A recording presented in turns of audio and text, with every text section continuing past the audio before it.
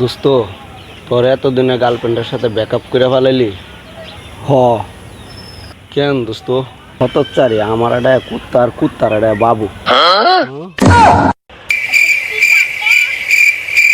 দোস্ত, কি চিন্তা করস?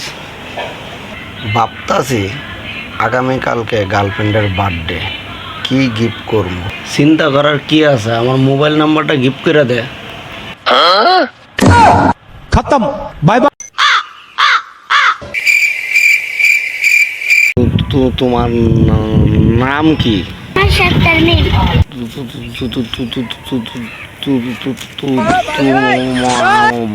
বাড়ি